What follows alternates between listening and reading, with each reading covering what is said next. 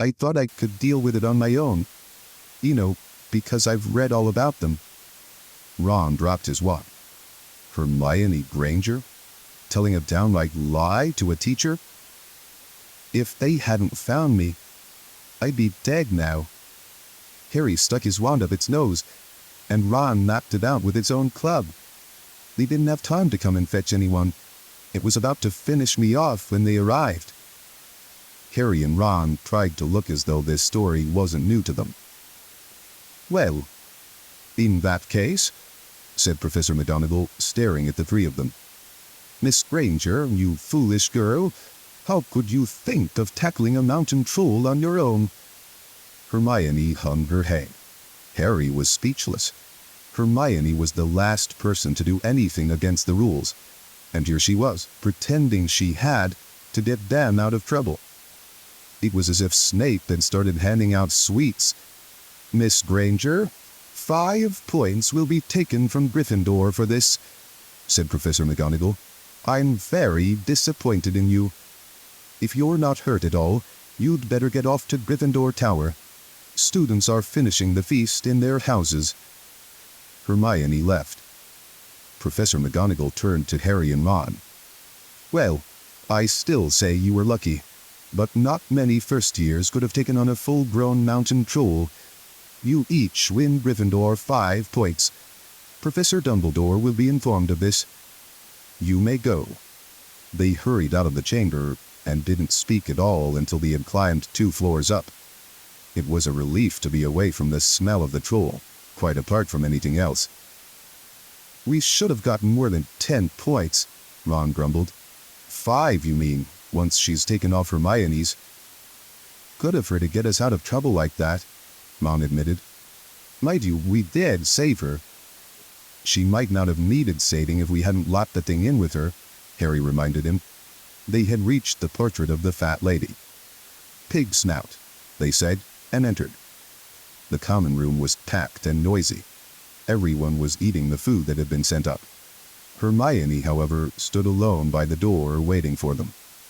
There was a very embarrassed pause. Then, none of them looking at each other, they all said, "Thanks," and hurried off to get plates. But from that moment on, Hermione Granger became their friend.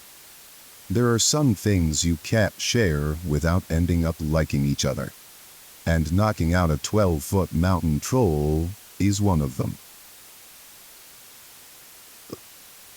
Chapter 11. Quidditch. As they entered November, the weather turned very cold. The mountains around the school became icy gray, and the lake like chilled steel. Every morning the ground was covered in frost. Hagrid could be seen from the upstairs windows defrosting broomsticks on the Quidditch field, bundled up in a long moleskin overcoat, rabbit fur gloves, and enormous beaver skin boots. The Quidditch season had begun. On Saturday, Harry would be playing in his first match after weeks of training. Gryffindor versus Slytherin. If Gryffindor won, they would move up into second place in the house championship. Hardly anyone had seen Harry play, because Wood had decided that as their secret weapon, Harry should be kept, well, secret. But the news that he was playing Seeker had leaked out somehow, and Harry didn't know which was worse, people telling him he'd be brilliant, or people telling him they'd be running around underneath him holding a mattress. It was really lucky that Harry now had Hermione as a friend. He didn't know how he'd have gotten through all his homework without her, what with all the last-minute Quidditch practice Wood was making them do. She had also lent him Quidditch Through the Ages, which turned out to be a very interesting read. Harry learned that there were 700 ways of committing a Quidditch foul, and that all of them had happened during a World Cup match in 1473. That Seekers were usually the smallest and fastest players, and that most serious Quidditch accidents seemed to happen to them.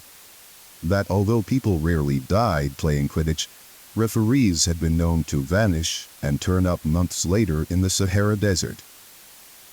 Hermione had become a bit more relaxed about breaking rules since Harry and Ron had saved her from the mountain troll, and she was much nicer for it. The day before Harry's first Quidditch match, the three of them were out in the freezing courtyard during break, and she had conjured them up a bright blue fire that could be carried around in a jam jar. They were standing with their backs to it, getting warm, when Snape crossed the yard. Harry noticed at once that Snape was limping. Harry, Ron, and Hermione moved closer together to blot the fire from view. They were sure it wouldn't be allowed.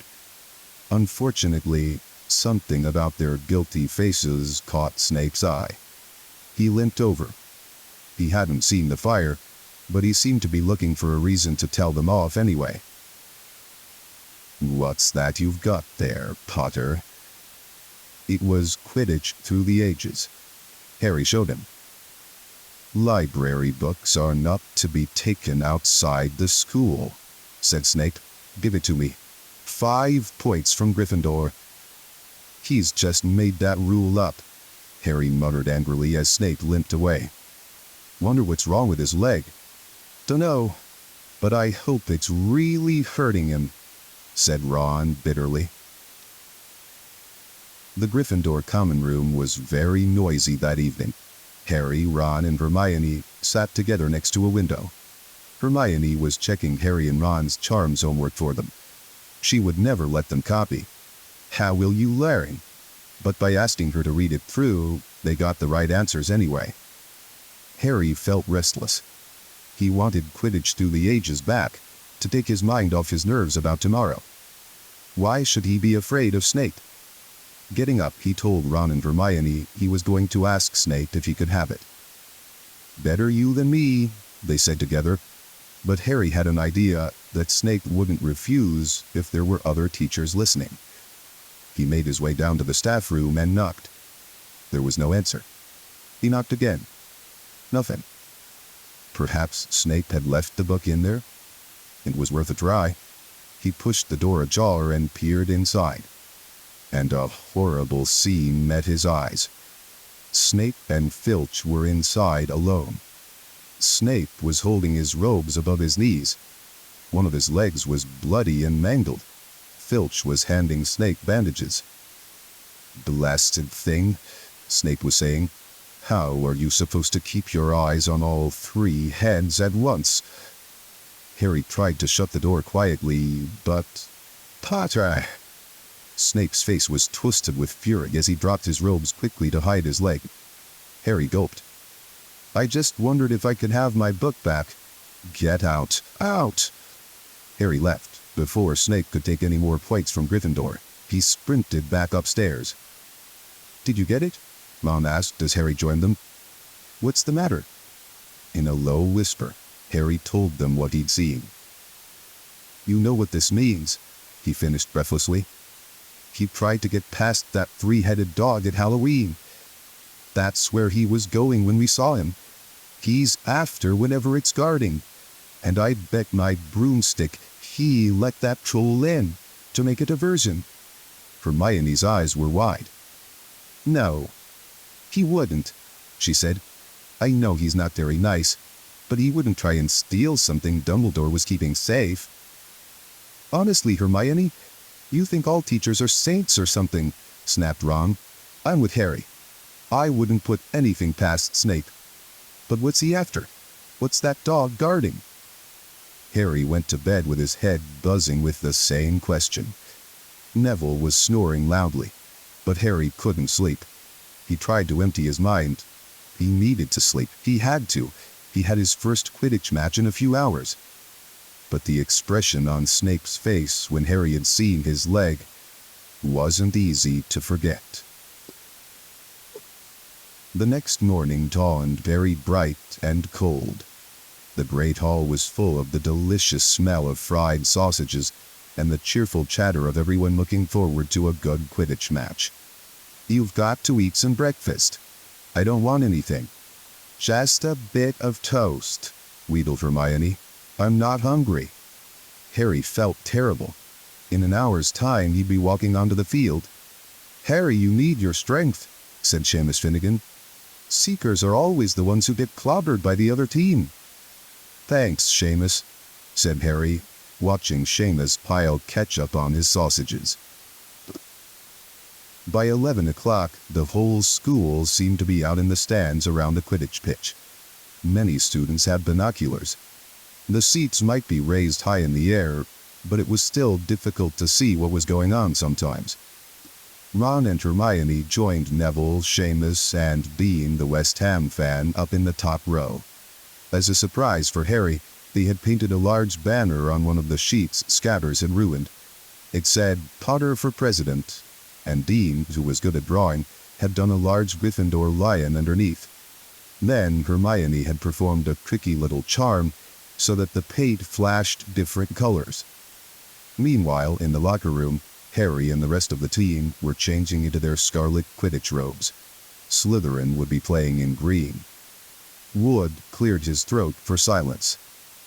"Okay, men," he said. "And women," said Chaser Angelina Johnson. "And women," Wood agreed. "This is it. The big one," said Fred Weasley. "The one we've all been waiting for," said George. "We know Oliver's speech by heart," Fred told Harry. "We were on the team last year." "Shut up, you two," said Wood. "This is the best team Gryffindor's had in years. We're going to win, I know it." He glared at them all as if to say, "Or else." "Right. It's time. Good luck, all of you." Harry followed Fred and George out of the locker room and, hoping his knees weren't going to give way, walked onto the field to loud cheers. Madame Hooch was refereeing. She stood in the middle of the field waiting for the two teams, her broom in her hand. "Now, I want a nice fair game, all of you," she said once they were all gathered around her. Harry noticed that she seemed to be speaking particularly to the Slytherin captain, Marcus Flint, a sixth year. Harry thought Flint looked as if he had some troll blood in him.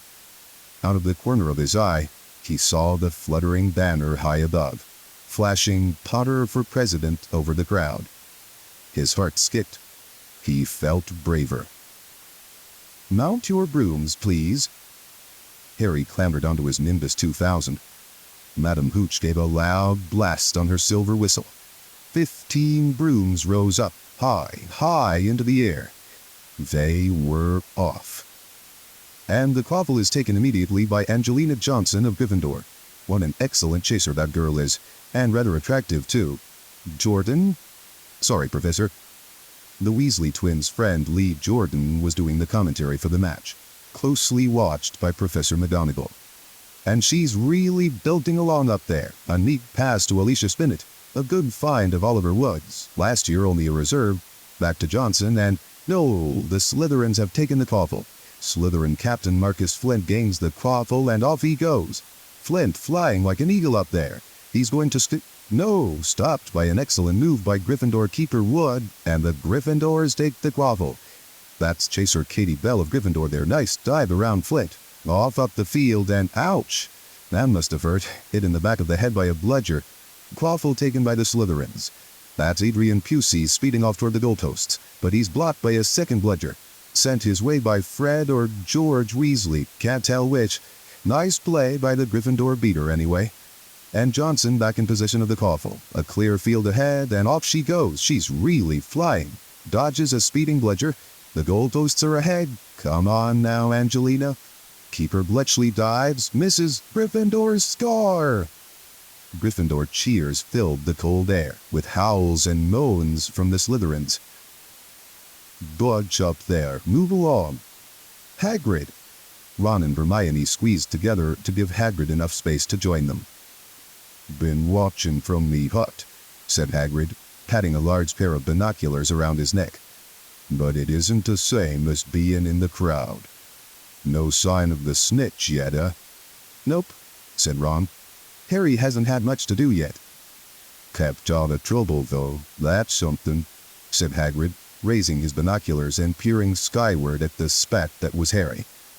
Way up above them, Harry was gliding over the game, squinting about for some sign of the snitch. This was part of his and Wood's game plan. "Keep out of the way until you catch sight of the snitch," Wood had said. "We don't want you attacked before you have to be." When Angelina had scored, Harry had done a couple of loop-the-loops to let off his feelings. Now he was back to staring around for the snitch. Once he caught sight of a flash of gold.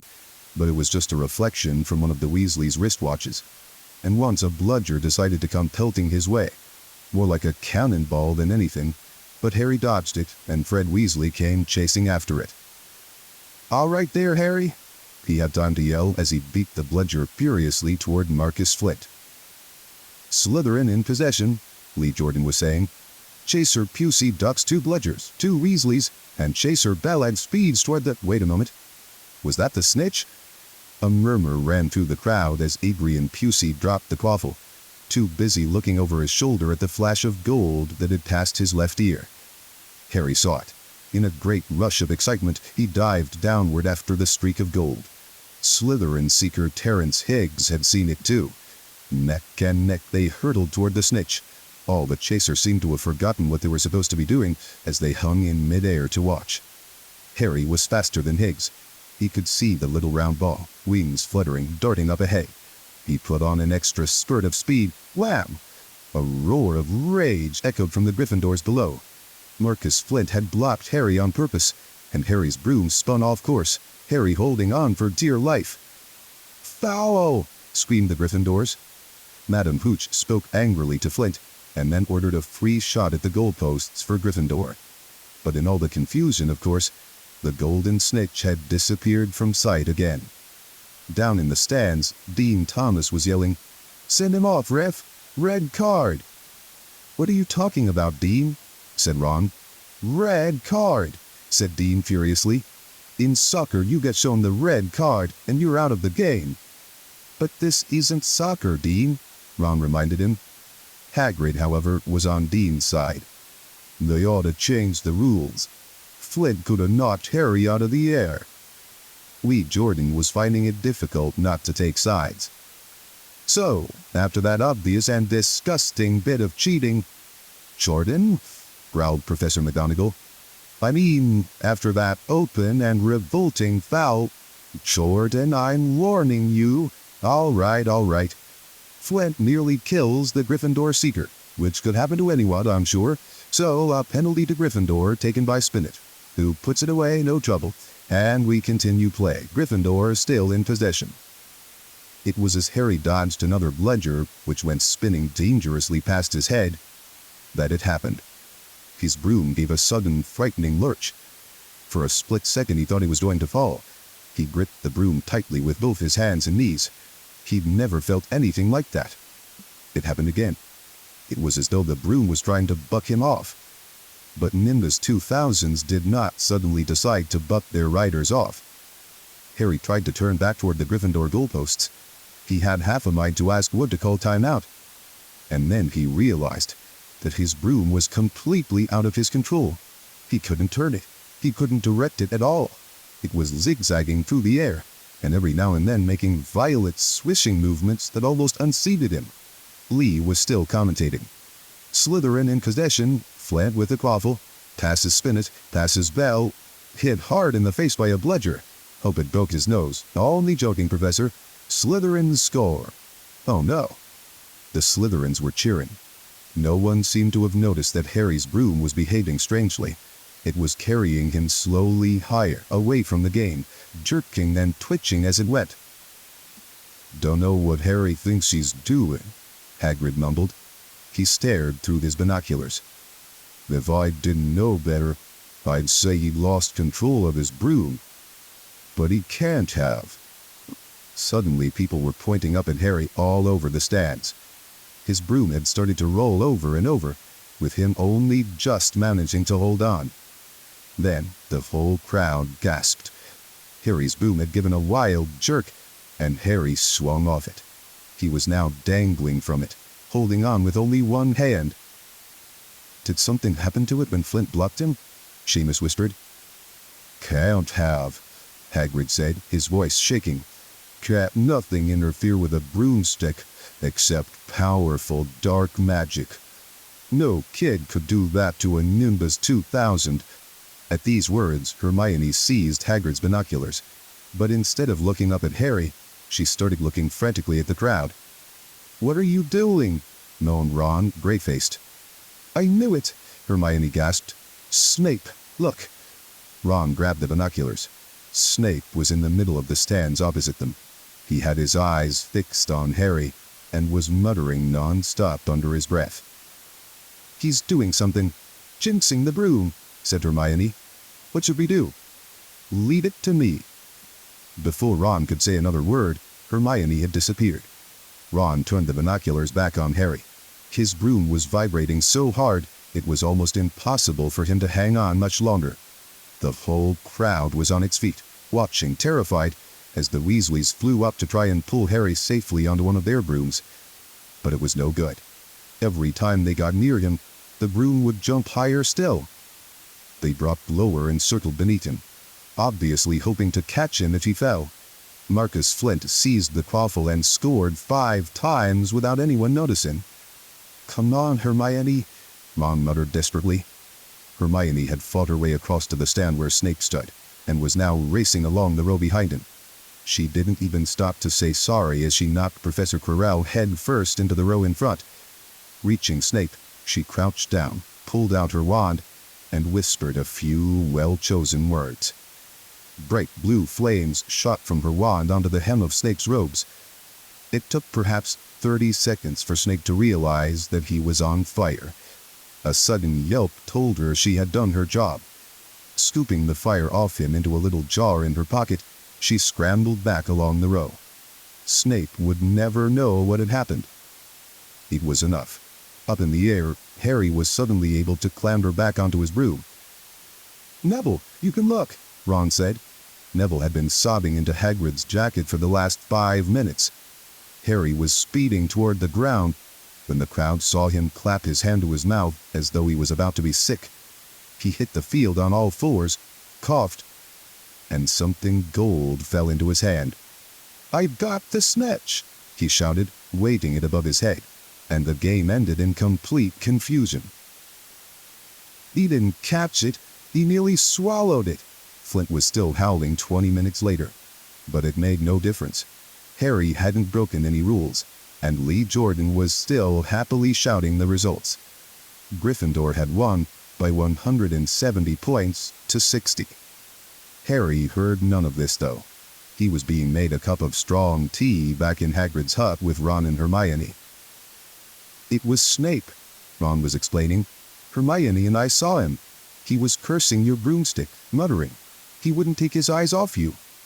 "Rubbish," said Hagrid, who hadn't heard a word of what had gone on next to him in the stands. "Why would Snape do something like that?" Harry, Ron, and Hermione looked at one another, wondering what to tell him. Harry decided on the truth. "I found out something about him," he told Hagrid.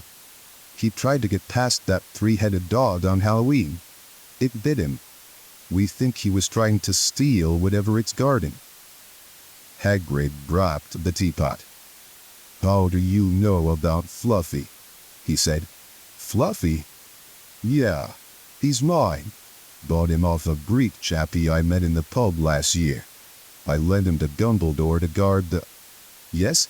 said Harry eagerly. "Now don't ask me any more," said Hagrid gruffly.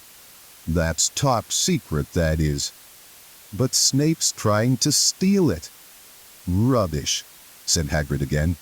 "Snape's a Hogwarts teacher. He'd do nothing of the sort." "So why did he just try and kill Harry?" cried Hermione. The afternoon's events certainly seemed to have changed her mind about Snape. "I know a jinx when I see one, Hagrid. I've read all about them. You've got to keep eye contact. And Snape wasn't blinking at all. I saw him." "I'm telling you, you're wrong," said Hagrid hotly.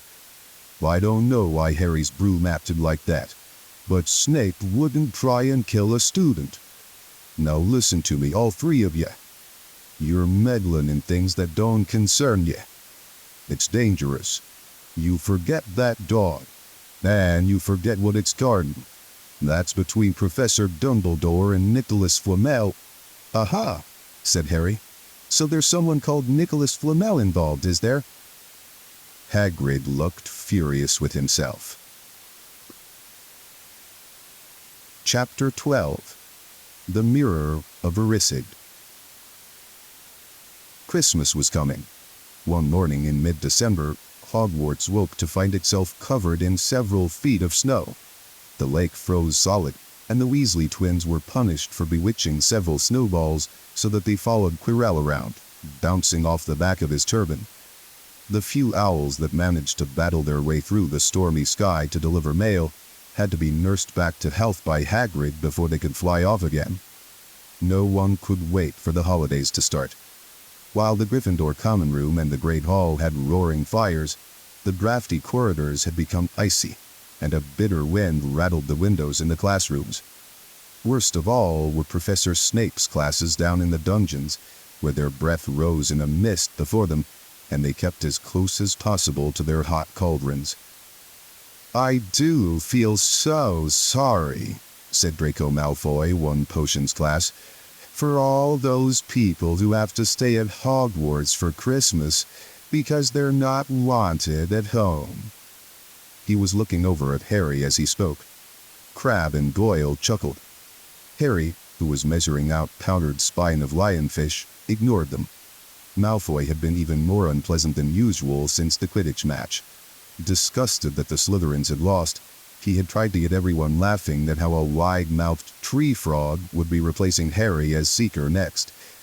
Then he'd realized that nobody found this funny, because they were all so impressed at the way Harry had managed to stay on his bucking broomstick. So Malfoy, jealous and angry, had gone back to taunting Harry about having no proper family. It was true that Harry wasn't going back to Privet Drive for Christmas. Professor McGonagall had come around the week before, making a list of students who would be staying for the holidays, and Harry had signed up at once. He didn't feel sorry for himself at all. This would probably be the best Christmas he'd ever had.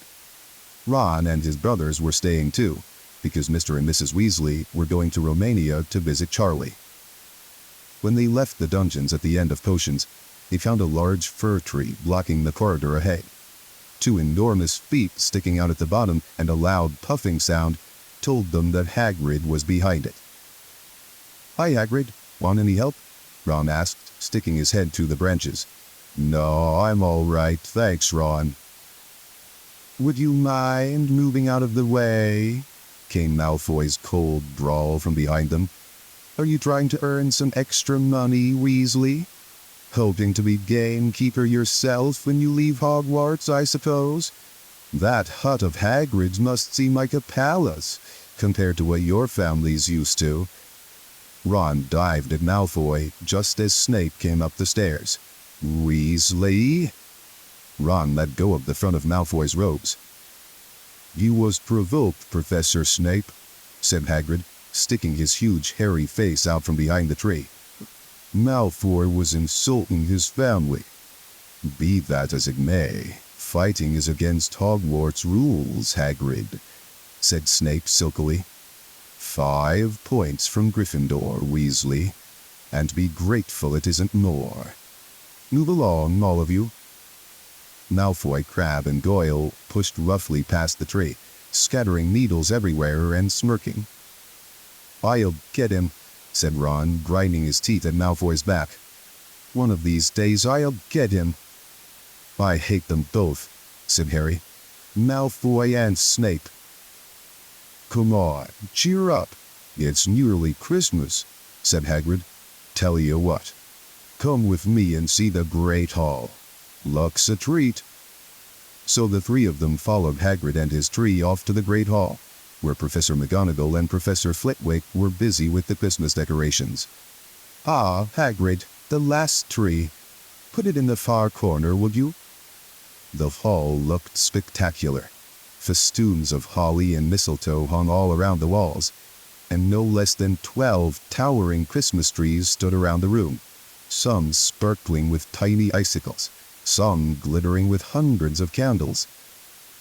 "How many days you got left until your holidays?" Hagrid asked. "Just one," said Hermione.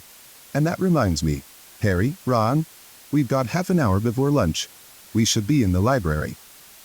"Oh yeah, you're right," said Ron, tearing his eyes away from Professor Flitwick, who had golden bubbles blossoming out of his wand and was trailing them over the branches of the new tree.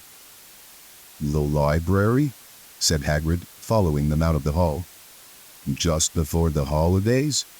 Bit keen, aren't you? Oh, we're not working, Harry told him brightly.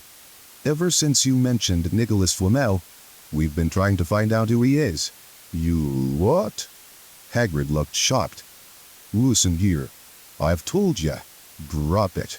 It's nothing to you what that dog's garden